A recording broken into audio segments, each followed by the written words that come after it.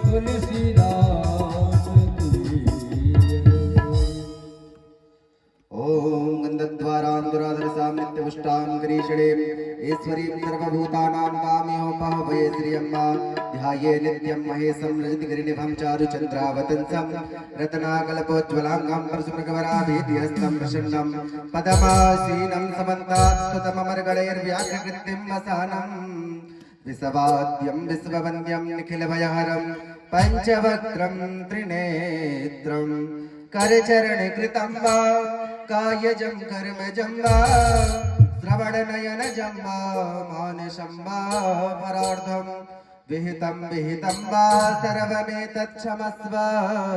जय जय करुणाब्धे श्री महादेव शंभो।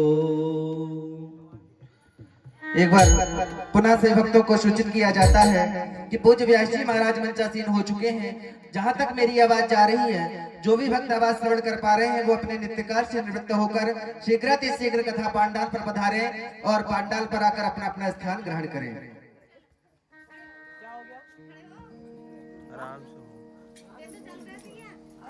गड़बड़ क्या हो रहा है वो?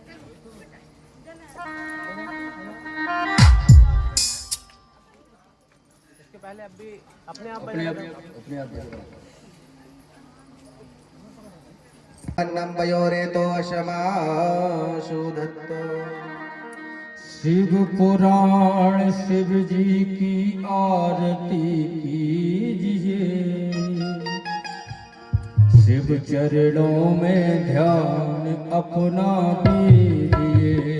शिव पुराण शिव जी की आरती कीजिए, शिव चरणों में ध्यान अपना दीजिए। शिव पुराण शिव जी की आरती कीजिए, शिव चरणों में ध्यान अपना दीजिए। शिव पुराण शिव जी की आरती कीजिए, शिव चरणों में ध्यान अपना दीजिए। यह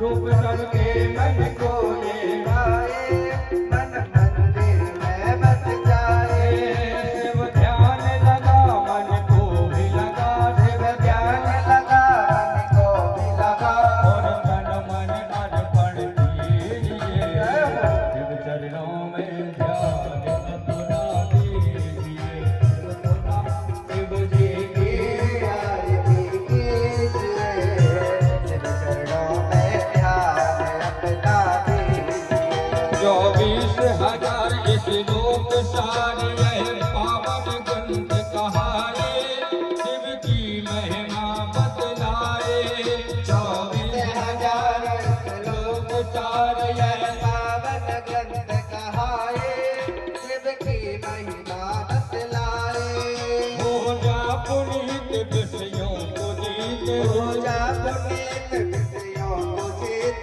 और तन मन अर्पण कीजिए शिव चरणों में ध्यान अपना दीजिए शिव पुराण शिव जी के आरती कीजिए शिव चरणों में ध्यान अपना दीजिए शिव पुराण शिव जी की आरती कीजिए शिव चरणों में ध्यान अपना दीजिए शिव पुराण शिव जी की आरती कीजिए शिव चरणों में ध्यान अपना दीजिए कर्पूर घोरम करुणावतार संसार सारम भुजगेन्द्रहार सदा वसन्तं हृदयारविन्दे भवानी नमामि त्वमेव माता सत्ता त्वमेव बन्धु सत्ता त्वमेव विद्या सर्वं त्वमेव त्वमेव सर्वं मम देवदेव त्वमेव सर्वं मम देवदेव त्वमेव सर्वं ॐ जलेनि शीतलीकरणं देवाय देववन्दनं मा मन्त्रार्तिवन्दनं मा ॐ द्यौः शान्तिरन्तरिक्षगुं शान्तिः पृथिवी शान्तिरापः शान्तिरोगदयः शान्तिः वनस्पतयः शान्तिर्विश्वे देवाः शान्तिर्ब्रह्म शान्तिः सर्वगुं शान्तिः शान्तिरेव शान्तिः श्यामा शान्तिरेधि हरिः ॐ जग्नेन जग्नमय जन्तदेवास्तानि धर्माणि प्रथमान्यासन्ना देहनाकं महिमानः सचन्दचित्रपूर्वे शाध्याः सन्ति देवाः तत्पुरुषाय विद्महे महादेवाय धीमहि तन्नो रुद्रः प्रचोदयात् नानासुगन्धपुष्पाणि यथा कालोद्भवानि च पुष्पाञ्जलिरमया दत्त गृहाण शिवशङ्कर ॐ साङ्गाय सपरिवाराय सायुधाय सशक्तिकाय सवाहनाय भगवते श्री पुराणपुरुषोत्तमाय नमः चरणारविन्देषु मन्त्रपुष्पाञ्जलिं समर्पयामि बोले शंकर भगवान की बोले हनुमान जी महाराज की बोले पूज्य व्यास जी महाराज की ये सत्य सनातन धर्म की हर हर महादेव महादेव शंभो सभी भक्त अपने अपने आस्थान पर विराजमान हो जाएं। हर हर भोले नमः शिवाय ओम नमः शिवाय ओम नमः शिवाय हर हर भोले नमः शिवाय हर हर महादेव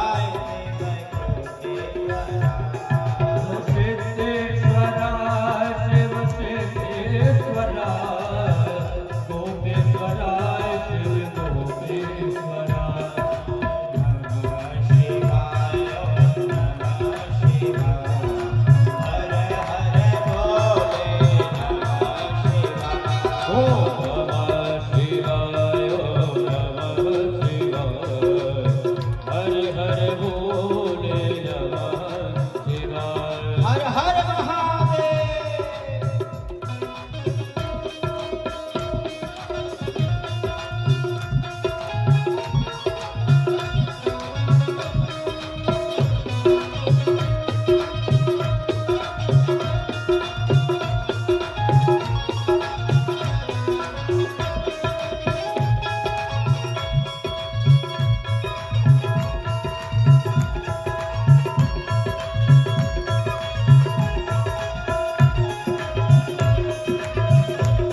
शंकर भगवान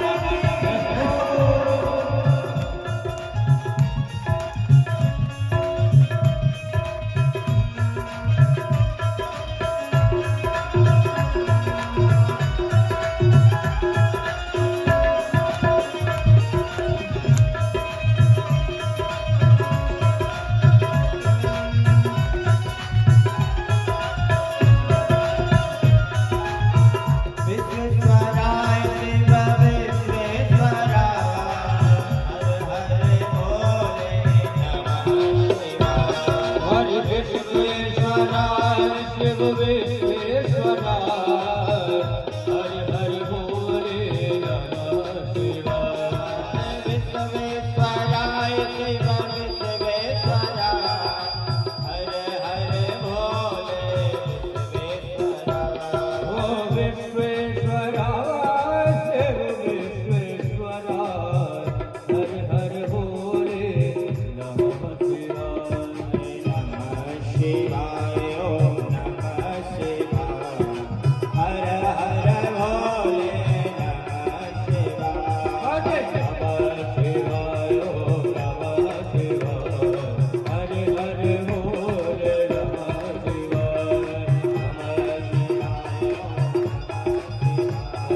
हरे हरे भोले नमः शिवाय। और एक बार बड़े भाव से जो भगवान भोलेनाथ से प्रेम इसलिए रखता हो, अपने अपने हाथों को ऊंचा उठाओ। जो भगवान भोलेनाथ से प्रेम इसलिए रखता है, और कहना क्या है? हम हाथ उठा कर कहते हैं हम हो गए भोले बाबा के। हम हाथ उठा कहते हैं हम हो गए भोले बाबा के। हम हो गए भोले बाबा के, हम हो गए भोले बाबा के। हम हो गए भोले बाबा के, हम हो गए भोले बाबा के। अच्छा, भोले बाबा का कौन कौन है? आपने हाथ उठा दिया। और सच्चा भक्त वही है जो खड़े होकर नाच सके। अब नाच कौन सकता है? वो खड़ा हो जाए। जो भोलेनाथ का सच्चा भक्त होगा वो खड़ा होगा।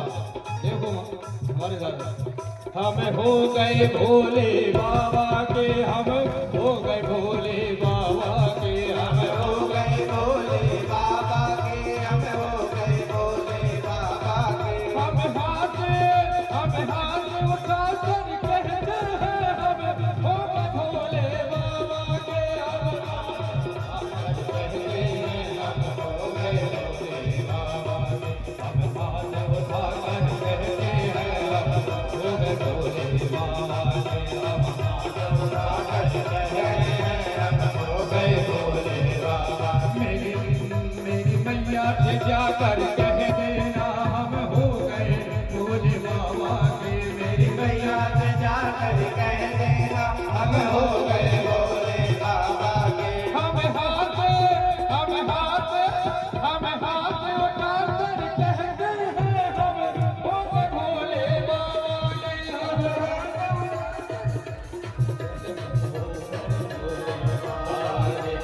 ओम नमः शिवाय, हरि ओम नमः शिवाय, ओम नमः शिवाय, हरि ओम नमः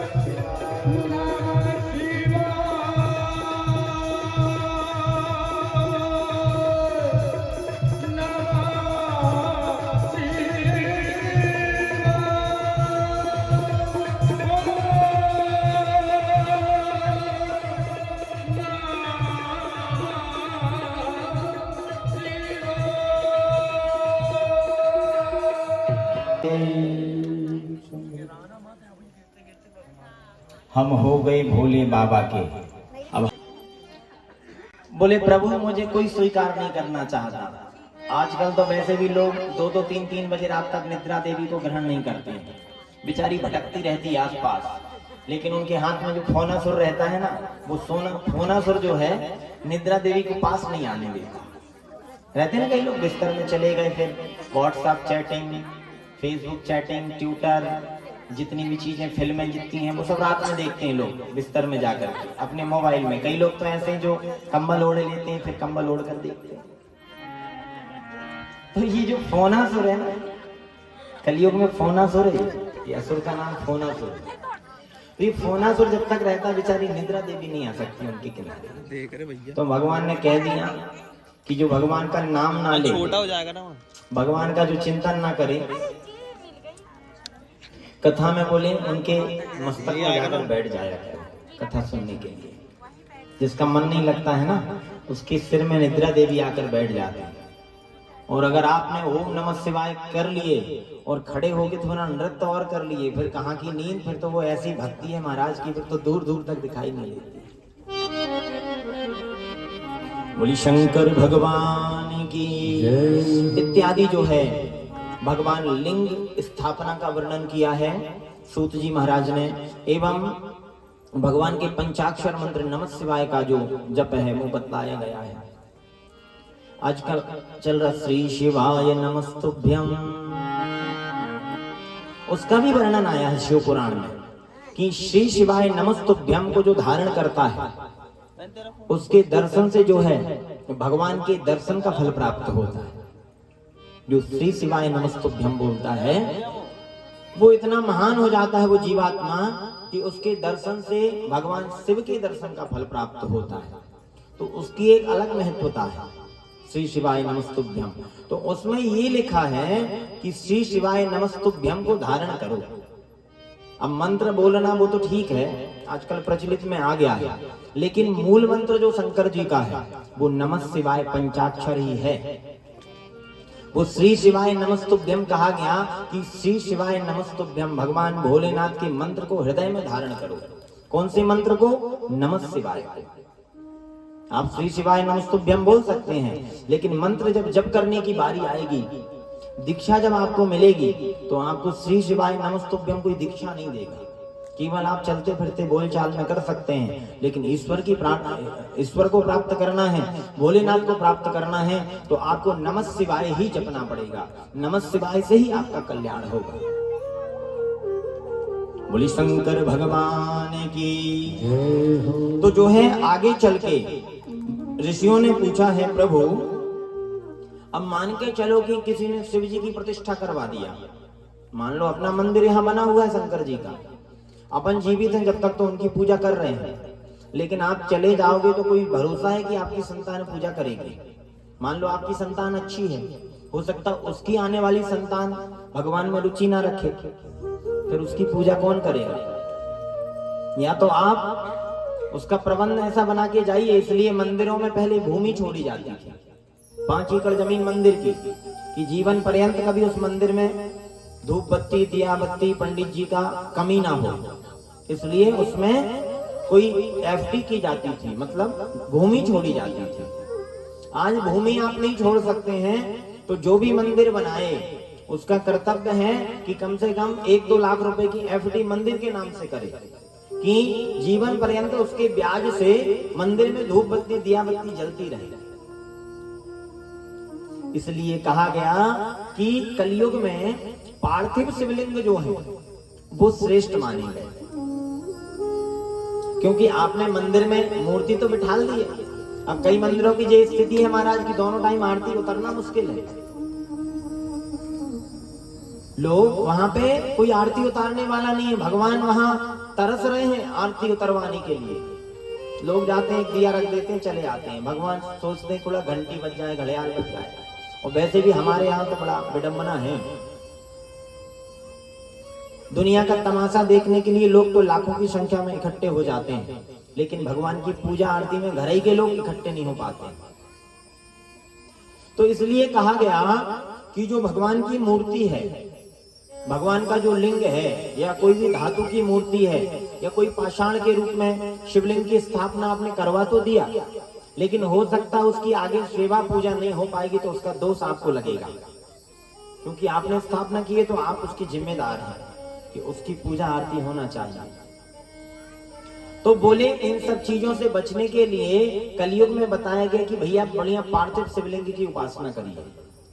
पार्थिव शिवलिंग ऐसे हैं कि सुबह बनाओ, दिन भर पूजा करो और शाम को जाओ भोलेनाथ विसर्जन है कैलाश में जाओ और उठा करके और नदी में, गंगा जी में, यमुना जी में कहीं भी उनका विसर्जन कर दो, कोई चिंता नहीं। दिन भर भगवान भोलेनाथ की पूजा भी हुई, प्रसन्न भी हो गए और अपने को कल की चिंता नहीं। हो सकता अपन कल नहीं रहे दुनिया में तो कोई चिंता नहीं, अपन ने तो भाई पूजा करके भगवान भोलेनाथ को जहां से आए थे, जो जन जहां से आए थे सोता है करो पाया, उनको वहां पहुंचा दिया। इसलिए कलयुग में पार्थिव शिवलिंग की बड़ी महिमा है। जो भी पार्थिव शिवलिंग बना करके और भगवान भोलेनाथ की पूजा करता है, भगवान उसके ऊपर अति प्रसन्न होते हैं और जीवन पर्यंत अगर वो पार्थिव शिवलिंग बनाकर पूजन करे तो वह जो है शिव धाम का प्राप्त करने का भागी होता है। शिवलोक मवाप्नोति शिवेन सह मोदते, वह शिव के धाम को जाता है। तो बोले पार्थिव प्रतिमा पूजा विधानम ब्रूहि सत्तमा, इन पूजा विधानेन सर्वाभीष्टमवाप्यते। बोले हे सूत जी महाराज, ज्ञानियों में कोटि सूर्य समप्रभा, करोड़ों सूर्य के जैसा ज्ञान आपके अंदर है, तो आप बतलाइए कि भगवान भोलेनाथ की जो है पार्थिव प्रतिमा की पूजन का विधान क्या है, कैसे उसकी पूजन करें, कैसे भगवान भोलेनाथ की पार्थिव पूजन करना चाहिए, उसका विधान और अभीष्ट सभी वस्तुएं बताइए जिससे उनका पूजन किया जाए। सूत जी महाराज कहने लगे, सुसाधु पृष्ठम युष्माभि सदा सर्वार्थदायकम सद्यो दुःखस्य शमनम शृणुतो प्रब्रमीमि वः। बोले तुम लोग बड़े ही ज्ञानी हो ऋषियों, तुम बड़ी उत्तम बात पूछ रहे हो। बोले पार्थिव प्रतिमा का पूजन श्रद्धा जो है संपूर्ण मनोरथों को पूर्ण करने वाला होता है। जो आपका मनोरथ होता है उसको सिद्धि करवाने वाला क्या होता है, पार्थिव शिवलिंग का पूजन। और बोले तथा तत्काल ही, ऐसा नहीं कि महीना 2 महीने 4 महीने 6 महीने, बोले तत्क्षण तुरंत ही दुख का निवारण करने वाला होता है पार्थिव शिवलिंग का पूजन। और उसका वर्णन आप जो है ध्यान से सुनिए। बोले अपमृत्यो हरम कालो मृत्युश्चापि विनाशनम सद्या कलत्र पुत्रादि धन धान्य प्रदत्तुजः पुरुषाणां च नारीणाम् अधिकारोऽत्र निश्चितम् नद्यां तडागे कूपे वा जलांतरमृतमाहरे। अच्छा, इसकी सबसे अच्छी विशेषता क्या है पार्थिव शिवलिंग की? बोले ये स्त्री पुत्र धन धान्य को देने वाला तो है ही। बोले भूतल में जितने भी अभीष्ट हैं सब कुछ देने वाला है, लेकिन बोले उससे भी ऊंची बात यह है कि सभी लिंगों में सभी का स्पर्श वर्जित है। सभी लिंगों में सभी का स्पर्श वर्जित है। जैसे कि आप ज्योतिर्लिंग इत्यादि में जाएंगे तो उसको छूने का अधिकार सबका नहीं है, उसका एक नियम है छूने का। लेकिन जो मिट्टी का जो शिवलिंग है, जो पार्थिव शिवलिंग है, बोले पुरुषाणाम च नारीणाम अधिकात्रोत निश्चितम। बोले स्त्री का, पुरुष का, बच्चे का, बूढ़े का, जवान का, वैश्य का, शूद्र का, ब्राह्मण का, क्षत्रिय का, संसार में जितने भी लोग हैं सबका अधिकार कायम है पार्थिव शिवलिंग में। बोले इस शिवलिंग को सब बना सकते हैं और सब इसकी पूजन कर सकते हैं। तो बोले शिवलिंग कैसे बनाए, इसका नियम क्या है? बोले जो है नदी में, किसी पोखर में या कुएं से जल के अंदर की मिट्टी निकाल कर लाए। सुनना बात को ध्यान से। पार्थिव शिवलिंग बनाते हैं तो या तो नदी की मिट्टी लाएं, या तालाब की मिट्टी लाएं, या कुएं के अंदर से मिट्टी निकालकर उसको रख दें। और जब वो शिवलिंग बनाने लायक हो जाए, योग्य हो जाए, तो उससे भगवान शिव की प्रतिमा का निर्माण करें। अच्छा, निर्माण जब करें, जब मिट्टी को छुए तो ऐसे ही नहीं छुए। शिवाय नमः, मिट्टी ले लीजिए। शिवाय नमः, थोड़ा सा उसमें दूध डाल दीजिए। शिवाय नमः, थोड़ा सा घी डाल दीजिए। शिवाय नमः, थोड़ा शहद डाल दीजिए। शिवाय नमः, थोड़ी भस्म डाल दीजिए। शिवाय नमः, थोड़ी शक्कर डाल दीजिए। शिवाय नमः, थोड़ा सा गंगा जल, मतलब शिवाय नमः करके, और उसमें मिट्टी अकेले से नहीं, दूध, दही, घी, शहद, शक्कर थोड़ा थोड़ा मात्रा में, इतना इतना उसको उसमें डाल देना चाहिए, क्योंकि ये अमृत है, पंचामृत। पंचामृत क्या है? अच्छा, विभूति भी जो है, भस्म, वो भगवान शिव का प्रतीक है, तो उस भस्म को भी उसमें डालना चाहिए। शिवलिंग जब प्रतिमा बनाए हम, तो उसमें ये पंच चीजें डालना चाहिए, भस्म डालना चाहिए। क्यों? क्योंकि ये पंचामृत है। दूध अमृत है, दही अमृत है, घी अमृत है, शहद अमृत है, मिष्ठान अमृत है।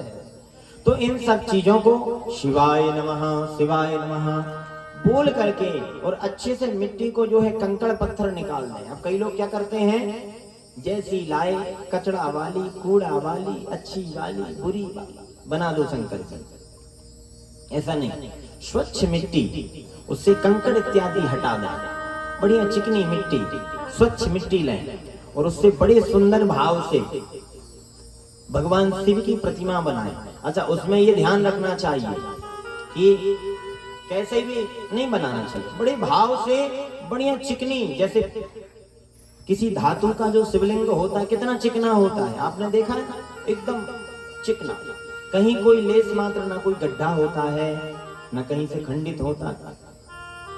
तो जो है पार्थिव शिवलिंग भी इतने ही प्रेम से और बड़ा सुंदर आकृति में, और कहीं से वो खंडित दिखाई ना दे, ऐसा शिव जी का जो है शिव स्वरूप बनाना चाहिए, पार्थिव शिवलिंग बनाना चाहिए। और जब शिवलिंग बन के तैयार हो जाए, तो विद्वान ब्राह्मण को बुला करके और उसकी षोडशोपचार से पूजन करना चाहिए। अच्छा, सर्वप्रथम क्या है, उसमें प्रतिष्ठा करना चाहिए भोलेनाथ की, उनका आवाहन करना चाहिए। आवाहन, जब भोलेनाथ आ गए तो उनका ध्यान करना चाहिए। ध्यान कर लिए, फिर उनका पूजन करना चाहिए। शिव जी का पूजन सर्वप्रथम 4 बार जल चढ़ाना चाहिए। 4 बार ही क्यों? क्योंकि पाद्यम, पैर धुलाओ, अर्घ्यम, हाथ धुलाओ, आचमनियम, थोड़ा जल पिलाओ एक आचमनी, बोले सर्वांगे स्नानीयम, फिर पूरे जल में उनका जल का छिड़काव करो। और जब पहले हमारे यहाँ ये नियम था, जब बहन बेटी आती थी ना, तो घर के बाहर ही दमाद के, बेटी के, सबके पैर धुले जाते थे, पंडित जी के भी पैर धुले जाते थे। आजकल तो सब सीताराम हो गया है। पंडित जी आ गए, अरे पैसा दे रहे हैं, फ्री में थोड़ी बुलाए पंडित जी को, आएंगे, बैठ जाओ पंडित जी, पैसा दिए, दक्षिणा देंगे तुमको, बैठो, पूजा करो, हम जैसा कह रहे हैं वैसे ही करना, अपने हिसाब से नहीं करना। अब पंडित जी भी सोचते हैं नरक में जाओ चाहे स्वर्ग में जाओ, हमें क्या करना, हमारे तो दक्षिणा मिलना ही नहीं। ऐसा नहीं करना चाहिए। ब्राह्मण का आए तो नियम है उसका कि ब्राह्मण आए तो उसके चरण धुलो, पहले चरण धुल के सत्कार से उनका जलपान इत्यादि से स्वागत करो। उसके बाद अच्छी आसन दो। आजकल हम क्या देखते हैं, जो देखते हैं वही बता रहे हैं। अब देख लो आप लोग, अगर ऐसा करते हो तो उनमें गिनती आपकी, और नहीं करते आप लोग वैसे ऐसा नहीं करते हो, सब लोग समझदार हो। पंडित जी को देते हैं पतली वाली चटाई, बैठ जाओ, और खुद के लिए वो जरी कमर में दिक्कत है, वो गद्दा, वो डल्लब वाला गद्दे में बैठ पाएंगे हम, तो बोले मोटी गद्दी में जजमान बैठता है, और पंडित जी बेचारे चटाई में बैठ जाते हैं, बैठ जाओ पंडित जी। ऐसा नहीं, पंडित जी आए तो पंडित जी को ससम्मान अपने से ऊपर आसन देना चाहिए, क्योंकि जब तक उच्च आसन नहीं दोगे, अब मान के चलो हमारे लिए आसन नहीं बनी होती, हम वहीं नीचे बैठ जाते हैं, तो कोई हमारा कान खींचता बच्चे आ। और कहना क्या है, ओ भोले बाबा से, ओ भोले बाबा से, ओ भोले बाबा से, ओ भोले बाबा से, बाबा से मेरे बाबा से, मेरे बाबा से मिल गए रे, ओ भोले बाबा से, मेरे बाबा से मिल गए रे, भोले बाबा से।